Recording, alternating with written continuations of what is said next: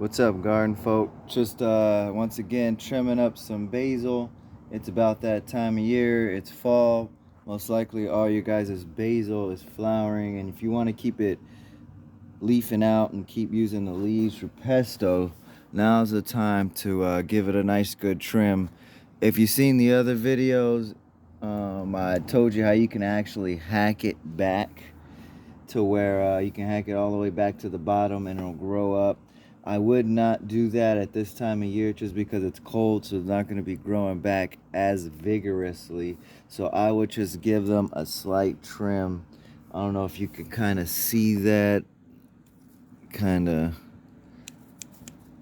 pruners aren't the sharpest in the world. And what really works good on just stuff like this is a nice, good, sharp pair of scissors. Not sure if that's coming clear or not. Let me set this down. So come in here, and like I said on the other video, but you guys probably haven't seen the other video, just trim down to the next set of double. If you can see that on there, you can see one set coming out on one side, another set coming out on the other side. And if you don't see that, just maybe trim down a few patterns. Like right here, you got the flower. So you got 1, 2, and I'll just cut right in here. Let me just give that a quick trim.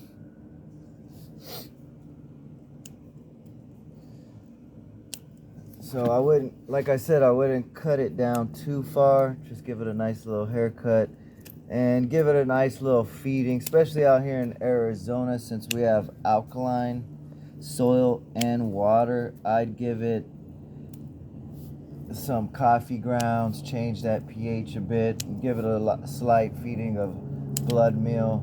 You're not going to see too much activity because it's cooling down, and it's mostly because of the cool nights. If you got one of those plastic greenhouses off of Amazon, the key factor you'd have to worry about that is just make sure it doesn't get too humid in there, or just make sure you're like airing it out every other day or so. Basil likes it to stay warm, doesn't mind moisture in the air, but definitely you'll start seeing little black spots if it gets too humid. They like getting water at the bottom, but definitely don't like water at the top. Let's check out this guy. You can see when the branches are thicker, they're easier to cut with my little shears that I got from Dram. Let's get a good angle. Not sure how this video's turning out. Not the best cameraman, but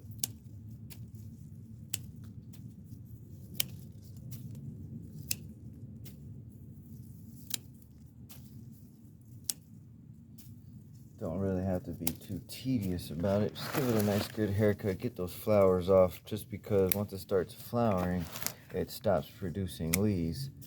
And that's kind of the same story with all plants. Once it's in its flower stage, they don't really want to grow too much leaves. They just kind of put all their energy into growing flowers so they can produce seeds, so they can have enough energy to produce a whole nother plant. And the reason I mention all that is because cilantro is the same deal, kale is the same deal.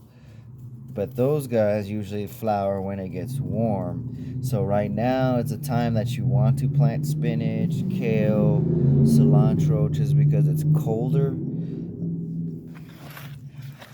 But as soon as spring comes around and it gets warmer and they flower, they're not gonna produce any leaves, and that's what you usually eat.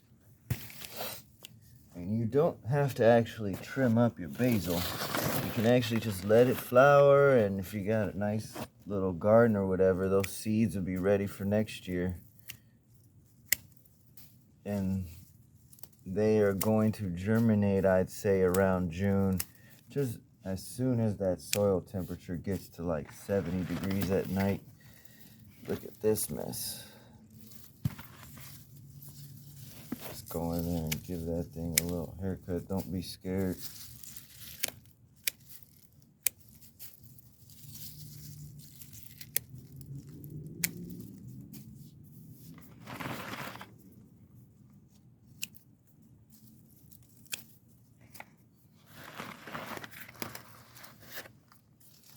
You see the flowers. Boom. And just cut them off. Smells great. Now I'm going to try to pluck as many leaves off as I can from all my trimmings and go make some pesto. Alright guys, that's it for now. Over and out until I show some more footage of some more stuff.